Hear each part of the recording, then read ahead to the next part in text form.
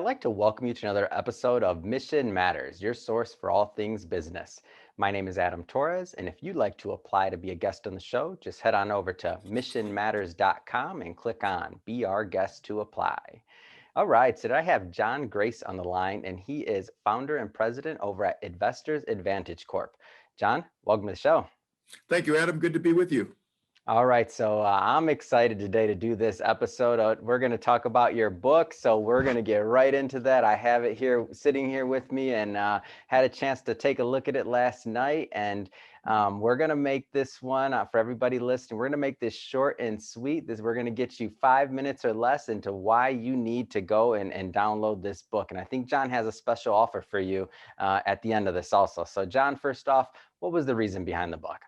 Well, speaking of short and sweet, Adam, that's what we tried to do here. And it's funny how things work out where you discover after the fact that apparently books these days, the ones that seem to be enjoyed the most are 100 pages or less. And this one is actually 100 pages or less. And I tried to keep the chapters very short because, when we look at finance, particularly when it comes to minorities, it becomes so confusing and the terminologies are arcane.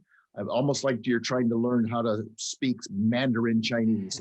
And then the industry, I've only been at it since 1979, so I qualify to make my observations. We get into this world of jargon, which only seems to compound the situation. And then we are often guilty, in my opinion, of calling ourselves wealth managers. And let's just be honest, in California, if you don't have less than $5 million, you're probably not wealthy. So I'm afraid that by using those kinds of terms, we turn off a lot of people and we suggest that you're not good enough for me. You don't have enough money. Call me after you have $1 million and then maybe I'll make time to see you. I don't like that kind of treatment. So I tried to make in fact, I took a poll of 2 different titles of the book from some people I came to meet just as the book was being finished late last year. And I said, here are my 2 options. Planning Your Financial Success is one title, and the other one is Making Finance Make Sense. And overwhelmingly, they said, oh, that first one sounds too hard. The second one sounds like something I might be willing to do. And I said, okay, that's it. Poll closed. That will be the title, and I'm really pleased with it. It looks like it's being well received. That's awesome. What's one of the, and I know there's many things, even though it's 100 pages, just to be clear, this isn't 100 pages of fluff. This is like nuts and bolts, page by page. The reader, I noticed the way you put it together. It's not made to waste anybody's time. Like, you're getting a lot of information packed into that compact size so that hopefully the readers out there that pick up this book can move the needle on their financial situation and really start making those incremental improvements that lead to long-term success. What's one of the top, let's just say, stories out of the book that you care to share, just to give the audience that are listening to this or watching this right now a flavor for your style of writing and the way that you give the information? This is a job you can do. That's the good question. Think of it along the lines of planning a wedding or planning a vacation. How much time do you spend? Quite a bit of time, but those don't happen often, right? They happen occasionally. What I'm saying is that this is maybe the benefit of the pandemic right now is that you have more time. You're not so distracted by trying to get somewhere on time. You don't have to wax and wane over the traffic. Now you maybe have the time to focus on your finances. And to look at the first time, ask yourself the question, if I don't make sure there is sufficient money behind door number 1, who's going to do it? And you know the answer. It's your job to do for you.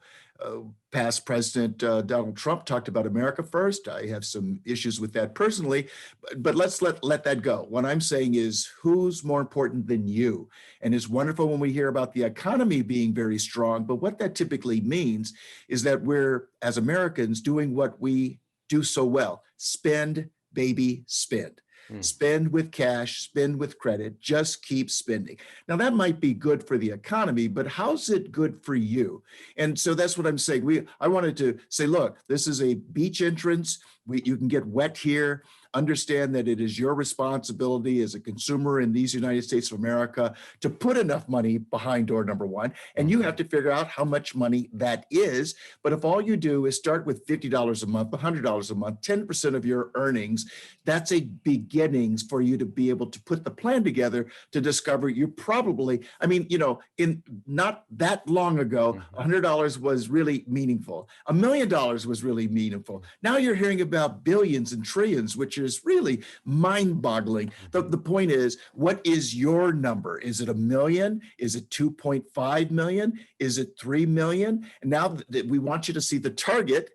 And then the question becomes, how can you get from point A to point B, kind of like getting on an airplane? Here's where I am, here's where I'm going. How can I arrive to my destination on time safely? So we're trying to build some, for some building blocks here, Adam, for people to get a little confidence that this is work that they can do, and it really isn't that complicated. It's certainly not rocket science.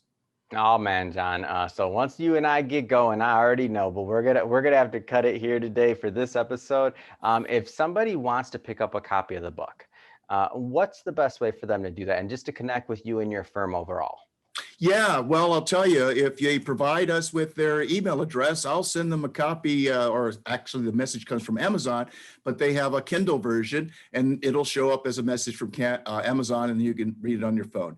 If you like a paperback, eBay, I think it's $16, Amazon, it's $15. So understand that those price points, I won't be getting rich off of this book, but I tried to make the prices and the substance, as I say, more like a beach entrance so that people can see, I can do this, let's get started. And we have a QR code in the book, Adam, so that people who are do-it-yourselfers can use their phones to see how much money am I going to need to make work optional on my time frame, and what happens if one breadwinner dies too soon. And where should they email you at?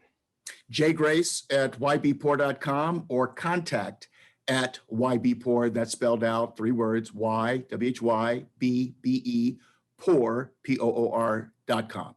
All right, and I'm going to make sure that my team puts that in the show notes, but let's give it to them one more time, because maybe they're in the car, they stopped what they're doing and they're listening and they're like, okay, I got my pen now. What did John just say? We're not going to make them rewind. Let's give it to them one more time. Sure. Contact@ybpoor.com, WHYBEPOOR.com. Fantastic. And just tell them Adam from Mission Matters sent you. There you go. I'm in. There we go. Well, John, it's been great having you on here. Happy to bring you on to talk about your book. And to the audience, as always, thank you for tuning in. Hope you got a lot of value out of this. If you did, don't forget, hit that subscribe button. Love for you to be a return viewer or listener. Definitely want to have more great guests just like John coming up for you. Have an awesome rest of your day.